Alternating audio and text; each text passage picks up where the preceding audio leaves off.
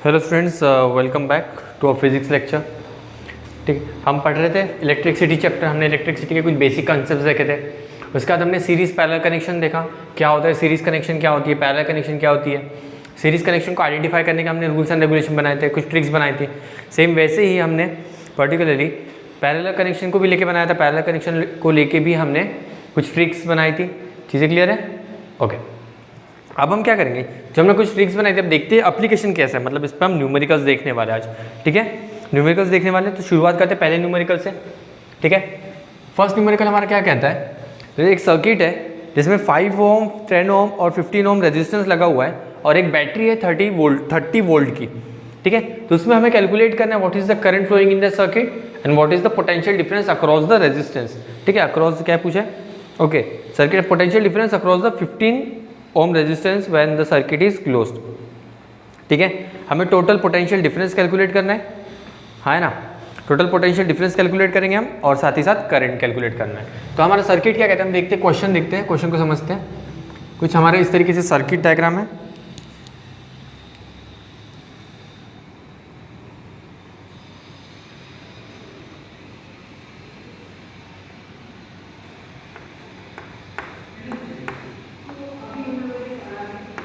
ठीक है, कुछ इस तरीके से हमारा सर्किट डायग्राम।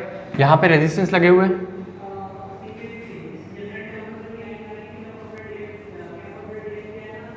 ये है 5 ओम का, 10 ओम और 15 ओम। ठीक है, ये पॉजिटिव टर्मिनल, नेगेटिव टर्मिनल। तो direction of current will be from positive to negative. ये होगा करंट की डायरेक्शन। चीज़ें क्लियर है बेसिक यहाँ तक? ओके। अब क्वेश्चन क्या कह रहा है, टू फाइंड क्या करना है, to find first current that is I. Current को आई से डिनोट करते हैं हम। ठीक है, और सेकंड उन्होंने कहा है कि what is the potential difference. ठीक है, टोटल, और साथ ही साथ उन्होंने पूछा है what is the potential difference across the 15 ohm resistance. 15 ओम के अक्रॉस में, मतलब पोटेंशियल डिफरेंस इसके अक्रॉस में कितना है। ठीक है, हमें पता है कि जो बेसिक फॉर्मूलेज होते हैं, सबसे पहले हमें देखना है कि सीरीज है या पैरेलल कनेक्शन है। सीरीज पैरेलल कनेक्शन को कैसे आइडेंटिफाई करते हैं, हमने देखा था कि start and sir, particularly start, ये हो गया स्टार्ट पॉइंट, ये हो गया and point, start point, and point, ये स्टार्ट और ये एंड। ठीक है, स्टार्ट और एंड अल्टरनेटली प्लेस्ड है। Okay, first condition verified. और सेकंड कंडीशन क्या कहती, आई। सर करंट कॉमन होना चाहिए। जो आई करंट यहाँ से पास हो रहा है, same current, same amount of current यहाँ से पास होगा, सेम अमाउंट ऑफ करंट यहाँ से पास होगा। जैसे R1 R2, अगर मैं इसे नाम दे देता हूँ, this is R1, this is R2 and this is R3। ठीक है, और इन्होंने क्या किया, पोटेंशियल, ये कितना है, बैटरी 30 वोल्ट की। ठीक है, 30 वोल्ट की बैटरी है। अब वो कह रहे हैं कि find the total voltage and total potential difference across the 15 ohm resistor. तो यहाँ पे हम जो फॉर्मूला अप्लाई करेंगे वो रहेगा हमारा Ohm's law. Maximum numericals Ohm's law, और दूसरा फॉर्मूला क्या था, that was R was equals to resistivity into length upon area. यही फॉर्मूला था, यही चीज़ हम यूज करने वाले हैं। अब हमें पता है सीरीज कनेक्शन है। सीरीज कनेक्शन में टोटल आर कैसे फाइंड करते हैं, R total that is total resistance equals to R1 plus R2 plus R3। R1 कितना है हमारे पास 5, R2 is 10 and R3 is 15। तो ये हो जाएगा टोटल 30। रेजिस्टेंस का यूनिट 30 ओम, रेजिस्टेंस आ गया। ठीक है, अब हमें पोटेंशियल डिफरेंस गिवन है, देखो V, टोटल V गिवन है। सॉरी, टोटल फाइंड नहीं करना हमें, टोटल तो गिवन है। V एट 15 ओम रेजिस्टेंस, ये फाइंड करना है। ठीक है, तो टोटल V कितना गिवन है, potential difference that is V equals to 30 ohm. अब अगर हम ओम्स लॉ अप्लाई करते हैं, ओम्स लॉ क्या कहता है, that is V equals to IR according to Ohm's law. ये ओम्स लॉ कहता है। ठीक है, अब अगर हम बात करेंगे, यहाँ पे देखो पोटेंशियल डिफरेंस, अगर मैं पूरे सर्किट का पोटेंशियल डिफरेंस लूंगा, पूरे सर्किट का रेजिस्टेंस कंसीडर करूंगा, तो जो करंट आएगा वो कैसा आएगा, वो पूरा सर्किट का करंट आएगा। क्यों आएगा, बिकॉज हमने जो वोल्टेज है वो पूरा एक साथ कंसीडर किया, पूरे सर्किट का रेजिस्टेंस, पूरे सर्किट का। ठीक है, तो इसे अब सॉल्व करेंगे तो जैसे पूरे सर्किट में पोटेंशियल डिफरेंस कितना है 30। करंट हमें फाइंड करना है कंप्लीट सर्किट में, और रेजिस्टेंस कितना है, पूरे रेजिस्टेंस कितना है, टोटल रेजिस्टेंस 30 ओम। तो ये आ गया 30 ओम। इसे डिवाइड कर देंगे तो कैसा बन जाएगा, I equals to 30 upon 30, that is I equals to 1 ampere. करंट क्या होता है, एम्पियर होता है, 1 एम्पियर। ये चीज़ें क्लियर है? तो मतलब करंट आएगा, total current flowing in this circuit, that is total current flowing in this circuit is 1 ampere. 1 ampere का करंट से फ्लो हो रहा है, ठीक है। अब वो कह रहे हैं कि 15 ओम के रेजिस्टेंस के अक्रॉस में आपको, सॉरी 15 ओम के रेजिस्टेंस के अक्रॉस में आपको पोटेंशियल डिफरेंस निकालना है। मतलब अगर मैं यहाँ पे वोल्ट मीटर लगा दूँ इस तरीके से, ये वोल्ट मीटर मैंने लगा दिया, अब मैंने कहा कि इस वोल्ट मीटर की रीडिंग कितनी है, तो वो ही हमें फाइंड करना है। We have to find second क्या है, voltmeter at 15 ohm resistance. 15 ohm resistance के लिए फिर से क्या होगा, ओम्स फॉर्मूला अप्लाई कर देंगे। ओम्स लॉ क्या कहते हैं, V equals to I R. इस केस में हमें V फाइंड करना है, ठीक है। अब I क्या रहेगा, V एट 15 हमें फाइंड करना है, 15 ओम रेजिस्टेंस। I क्या रहेगा, हमें पता है कि सीरीज कनेक्शन है। सीरीज कनेक्शन में क्या होता है, करंट कॉमन होता है, हमने स्टडी किया है। मतलब जो 15 ओम, अगर मैं कह रहा हूँ कि 15 एम्पियर ऑफ, नहीं सॉरी 1 एम्पियर ऑफ करंट यहाँ से फ्लो हो रहा है, तो सेम अमाउंट ऑफ करंट सभी से फ्लो होगा। मतलब R3 से कितना अमाउंट ऑफ करंट फ्लो होगा, 1 एम्पियर करंट फ्लो होगा, क्योंकि सीरीज कनेक्शन है। पैरेलल होता तो डिफरेंट होता, ठीक है। पर सीरीज कनेक्शन में क्या है, जो करंट होता है वो कॉमन होता है। तो करंट कॉमन रहेगा तो करंट की वैल्यू क्या आएगी, 1, और रेजिस्टेंस कितना है, अब किसके अक्रॉस में करना है। अब हम इस केस में जो रेजिस्टेंस है वो टोटल कंसीडर नहीं करेंगे। रीजन क्या है, टोटल कंसीडर, हमें टोटल के अक्रॉस में निकालना है क्या, नहीं, हमें सिर्फ 15 ओम के अक्रॉस में निकालना है। तो हम क्या करेंगे, 15 ओम का ही कैलकुलेशन करेंगे। तो रेजिस्टेंस किसे कैलकुलेट करेंगे, 15 ओम। तो कितना आ जाएगा वोल्टेज, दैट इज 15 वोल्ट। कितना आ गया, 15 वोल्ट आ गया। बहुत ही ईजी था, सिंपल ओम्स लॉ अप्लाई करना था हमें, है ना। चीज़ें क्लियर है, ओके। बहुत ही ज़्यादा सिंपल था। अब हम आते हैं, ये तो हो गया ओम्स लॉ एप्लीकेशन। अब हम चार्ज वगैरह जो पढ़े थे उसकी स्टडी करते हैं।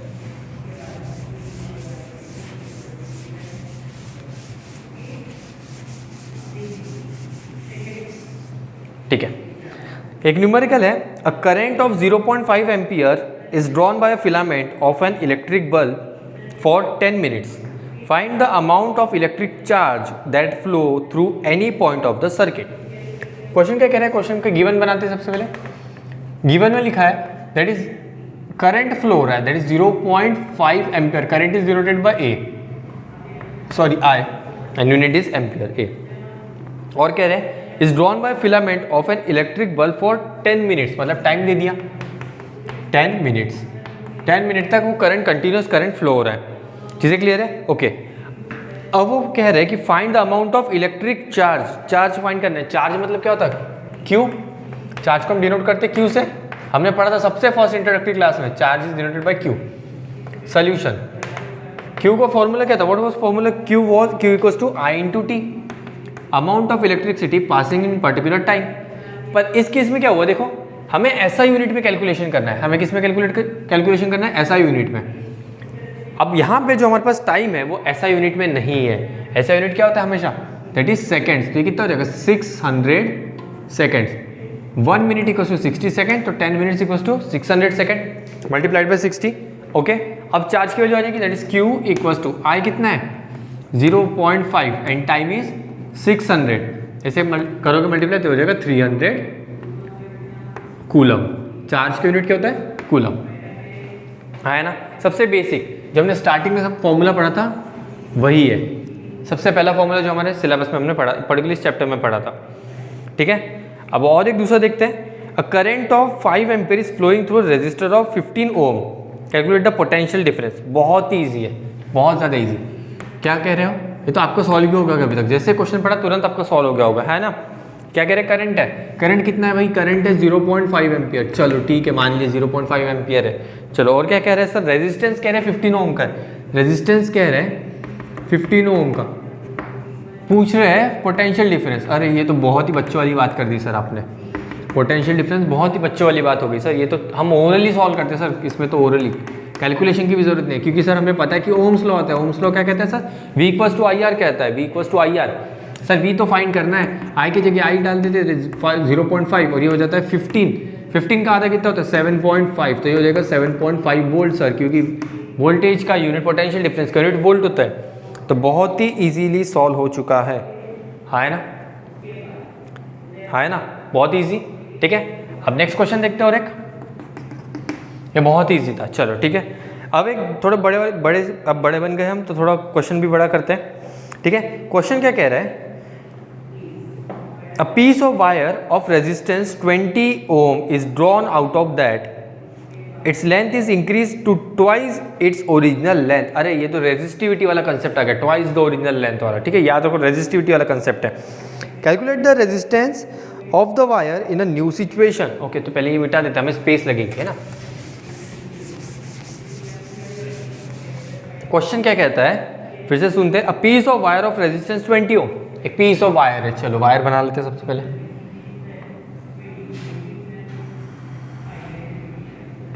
अ पीस ऑफ वायर, ठीक है, क्या कह रहा है, पीस ऑफ वायर में फर्स्ट वायर है, वो कह रहा है कि इसमें रेजिस्टेंस कितना है, इसमें रेजिस्टेंस है 20 ओम, इसका रेजिस्टेंस है 20 ओम, चलो ठीक है, बता दिया।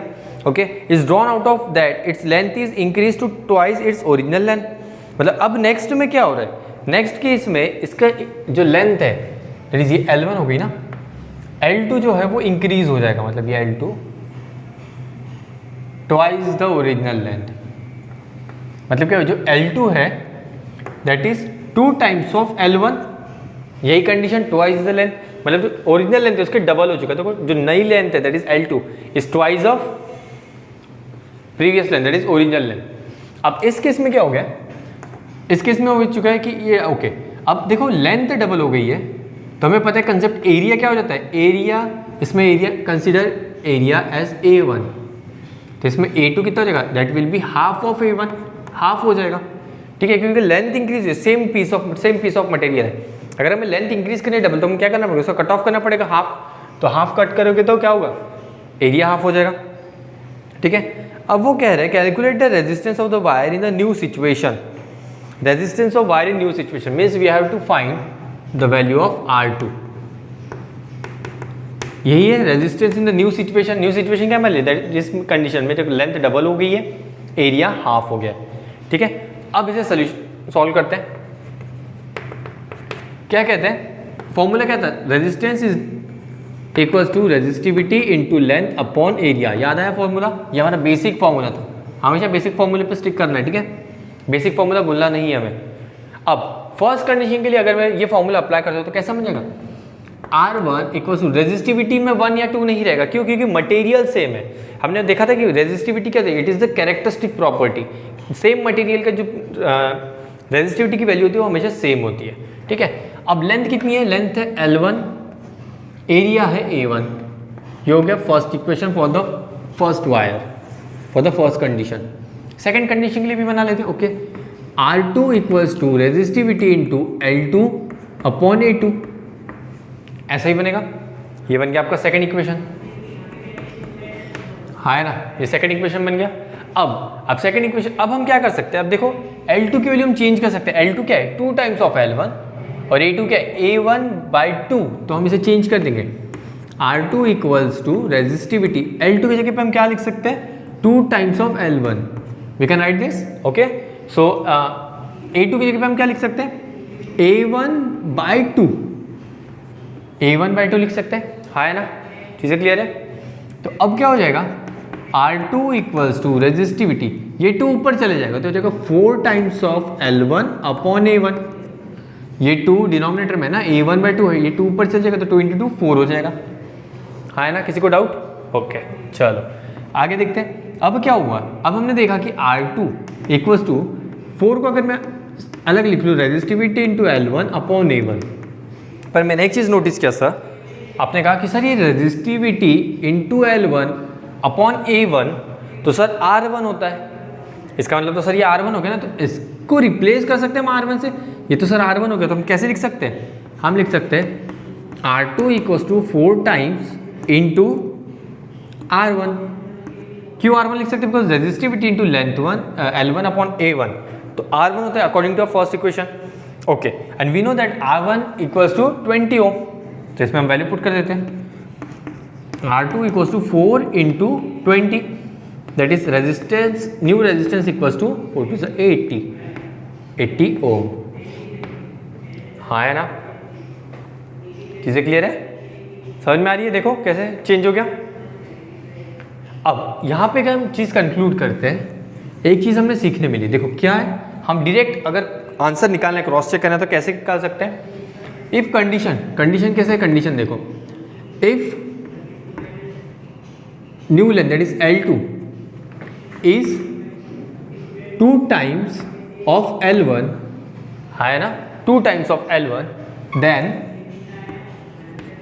R2 will be 4 times of R1 automatically. हमेशा कोई भी कंडीशन में अप्लाई कर लो, सेम इक्वेशन बनेगा, सेम ही इक्वेशन बनता है। मीन्स अगर आपकी लेंथ 2 टाइम इंक्रीज हो रही है तो रेजिस्टेंस कितने टाइम इंक्रीज होगा? 4 टाइम्स। ये देखिए 4 टाइम्स इंक्रीज हो गया, हाँ है ना, ठीक है। अगर इसी को अगर मैं कहता हूँ एग्जांपल, इफ न्यू लेंथ, अगर मैं नया एग्जांपल लेता हूँ, ठीक है, एग्जांपल इसी करने में, if L2 is 3 times of L1 so R2 will be 6 times नहीं होगा, ये होगा 9 टाइम्स ऑफ R1। मतलब क्या होगा? डबल। चीज़ें क्लियर है? देखो यहाँ पे कैसे, अगर मैं कहता हूँ कि यहाँ पे 3 टाइम्स इंक्रीज हो रहा है, 3 टाइम्स मतलब हम यहाँ पे ये 3 टाइम्स हो गया, ठीक है, ये 3 हो गया और यहाँ सॉरी 6 टाइम डबल होगा ना। चीज़ें क्लियर है? नहीं 3 9 सॉरी मैं खुद कंफ्यूज हो गया, 9 टाइम्स ही होगा, ठीक है। इसका देखते हैं कैसे सोल्यूशन। अब यहाँ पे आते हैं, इसको सॉल्व करके देखते हैं कि सही बना है कि नहीं बना है ट्रिक, ठीक है। R1 अगर मैं कह रहा हूँ कि R1 is resistivity into L1 upon A1, ठीक है।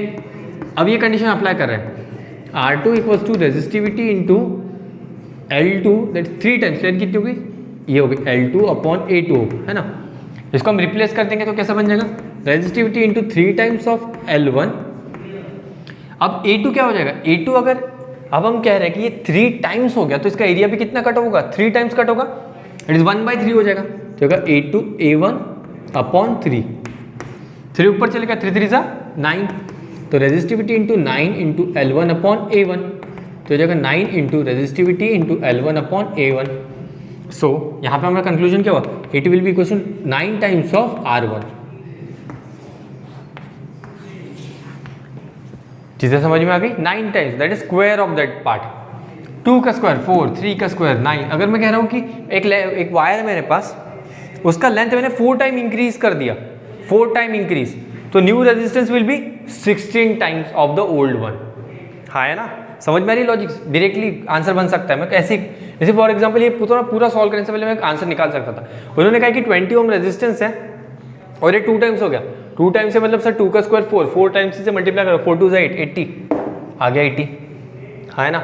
अगर मैं यहाँ पे कहता हूँ सर 3 टाइम इंक्रीज हो गया, 3 3 9, ठीक है, 3 3 9 हो रहा है, तो 9 से ओल्ड रेजिस्टेंस को मल्टीप्लाई एक्सक्यूज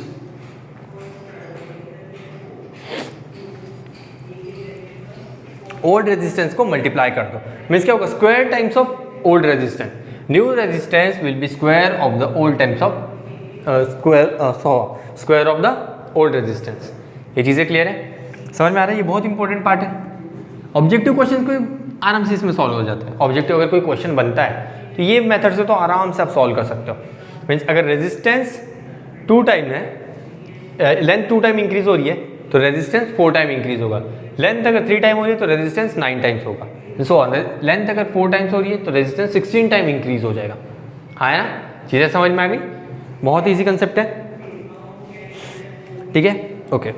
अब इसी को लेके और एक हम न्यूमेरिकल करते हैं, इसमें हम रेजिस्टिविटी फाइंड करने वाले हैं। अभी तक तो हम रेजिस्टेंस फाइंड कर रहे थे, रेजिस्टेंस सीधा कैलकुलेशन, तब हम रेजिस्टिविटी फाइंड करेंगे कि एक कंडीशन है हमारे पास, उसमें हम रेजिस्टिविटी कैसे फाइंड कर सकते हैं पर्टिकुलर एक मटेरियल की, ठीक है। तो क्वेश्चन क्या कहता है, सुनो, resistance of a metal wire of length 1 metre is 26 ohm. Question में गिवन है, गिवन लेंथ गिवन है, ओके, लेंथ गिवन है 1 मीटर, चलो ठीक है। रेजिस्टेंस गिवन है 26 ओम, चलो ये भी गिवन है, 26 ओम गिवन है एट 20 डिग्री सेल्सियस। टेम्परेचर दिया, टेम्परेचर हमें कोई उतना इंपॉर्टेंस नहीं है। If the diameter of the wire is 0.3 mm, diameter given है, डायमीटर इज 0.3 mm, mm में गिवन है, ठीक है, mm में गिवन है, दिखना है, ध्यान देना है। What will be the resistivity, to find the resistivity, resistivity is denoted by rho, या फिर आपकी इसमें P का सिंबल होगा, ठीक है। अलग अलग ऑथर्स अलग अलग सिंबल यूज करते हैं, ठीक है। अब हमें पता है कि अकॉर्डिंग टू अ फॉर्मूला क्या कहता है, जब हमारे पास तो एक ही फॉर्मूला पता है सर हमें रेजिस्टिविटी फाइंड करेगा, that is R equals to resistivity into length upon area. The only formula we know to calculate the resistivity, एक ही फॉर्मूला है, दूसरा फॉर्मूला ही नहीं है सर। ये वैल्यू आपको, ये फॉर्मूला हमें यूज़ करना है, ये तो हमें पता चल गया। अब इस केस में क्या होगा, लेंथ गिवन है हमारे पास, हाँ है सर। एरिया गिवन है क्या, नहीं सर एरिया तो गिवन नहीं है सर, रेजिस्टेंस भी गिवन है, पर एरिया फाइंड कर सकते हैं सर। उन्होंने देखो हिंट दिया है, दैट इज डायमीटर दिया है, और सिंपल सी बात है डायमीटर तो सर्कल का होता है, मतलब वायर का सर्कुलर है, तो इसका हम एरिया फाइंड कर सकते हैं। एरिया कैसे फाइंड करेंगे, एरिया का आप क्या फॉर्मूला अप्लाई कर सकते हो, इधर you can apply pi R square, मतलब डायमीटर का पहले रेडियस ले लो फिर कैलकुलेट करो, या फिर यू कैन यूज और pi D square upon 4। D square upon 4 कैसे आया, ठीक है, डी स्क्वायर अपॉन 4 कैसे है ये बताते हैं, ठीक है। रेडियस है, अब हमें डायमीटर, डायमीटर क्या होता है, सॉरी रेडियस क्या होता है, डायमीटर का हाफ, ऐसा ही हो जाएगा। Radius can be written as half of the diameter. अब इसे अगर मैं स्क्वायर करता तो हो जाएगा पाई डी स्क्वायर, और 2 को स्क्वायर रहेगा तो 4। तो you can use any of the formula, इधर दिस वन और दिस वन, जो भी आपको कैलकुलेट करना है, जो भी आपको कन्वीनियंट रहेगा, ठीक है, ओके। अब हम बात करेंगे, हम यूज़ करेंगे ये फॉर्मूला, ठीक है, पाई डी, क्योंकि डी दिया हमें, डी डायरेक्ट पुट कर देंगे। पर एक चीज़ है, ये एमएम में, ये मीटर में, तो पहले से सर एमएम में हटाना पड़ेगा, मीटर में कन्वर्ट करना पड़ेगा। तो कितना हो जाएगा, 0.3 इंटू 10⁻³ मीटर। अगर मैं और 0 रिमूव कर देता तो 3 इंटू 10⁻⁴ मीटर हो जाएगा, है ना, 3 इंटू 10⁻⁴ मीटर हो जाएगा, ठीक है। अब एरिया फाइंड करते हैं सबसे पहले। Area equals to sir pi D square upon 4, ठीक है। हमारे पास पाई की 2 वैल्यूज है, 22/7 या फिर आप 3.14 यूज़ करते हो, एनी वन ऑफ दिस। तो मैं 22/7 यूज़ करूँगा, 22/7 इंटू सर डी कितना है, D is 3 into 10⁻⁴ divided by 4, और सर इसका स्क्वायर है, स्क्वायर भूल गए, ये हो गया स्क्वायर, हाँ ना, डी का स्क्वायर, ठीक है। So area equals to 22/7 into 3 का स्क्वायर बन जाएगा 9, 4 2 ज़ा 8, है ना, a⁻m into n equals to a⁻m into n, और ये 4 एज इट इज। इससे क्लियर है, 2 2 ज़ा 4, 2 11 ज़ा, तो एरिया क्या बन गया, 99 इंटू 10⁻⁸ अपॉन 14, ऐसे ही बन गया, ठीक है। 7 2 ज़ा 14, 11 इंटू 9 99, एरिया आ गया सर। अब इसको हम सिंप्लीफाई करेंगे तो डेसिमल में आ जाएगा, इसलिए हम ऐसे ही रहने देते हैं। अब हम फॉर्मूलेज में आते हैं सर। हमारा फॉर्मूला क्या था, R equals to resistivity into length upon area. हमें फाइंड करना है रेजिस्टिविटी, तो रेजिस्टिविटी के टर्म्स में फॉर्मूले को अगर हम चेंज करते हैं तो कैसा बनेगा, resistivity equals to R into A upon L, इसी तरीके से बन जाएगा। A को यहाँ पे शिफ्ट कर दो, न्यूमिनेटर में चलेगा, L डिनोमिनेटर में आ जाएगा, जो आ गया। So resistivity equals to, resistance कितना गिवन है हमें, 26 इंटू एरिया कितना है, area is 99 into 10⁻⁸ upon 4 into length, length is 1 metre, simple, ये 99 है ना, ठीक है। अब फिर से 2 से, 2 2 ज़ा 2 13 ज़ा, ठीक से क्लियर है, 13 ज़ा आ गया, ओके। अब आप इसे सॉल्व करोगे, कैसे सॉल्व करोगे, पहले 2 से इधर इसको डिवाइड कर दो, या फिर 2 से लास्ट में डिवाइड कर दो, जो भी होगा। अगर मैं इसे डिवाइड कर देता हूँ, ठीक है, अगर मैं 99 को 13 से मल्टीप्लाई कर देता पहले, ठीक है, 99 इंटू 13, 9 3 ज़ा 27, 7 टू कैरी, 9 3 ज़ा 27, दिस इज 29, 1 से मल्टीप्लाई किया 9 9, that is 7 8 10 and 12, that is 1287। अगर मैं इन दोनों को मल्टीप्लाई करता तो 1287 आएगा। अब हमें डिवाइड क्या करना है, 2 से, तो मैं यहीं पे डिवाइड कर देता हूँ, 2 से इसे यहीं पे डिवाइड कर देते हैं, 2 6 ज़ा 12, 8 आ गया, 2 4 ज़ा 8, 7 आ गया, 2 3 ज़ा 6, 1 डेसिमल, ये आएगा 10, तो 2 5 ज़ा 10, ठीक है। तो आंसर क्या बनेगा हमारा, resistivity equals to 643.5 into 10⁻⁻8 ohm metre. चीज़ें क्लियर है? Simple calculation. कोई गलत हो गया हमारा?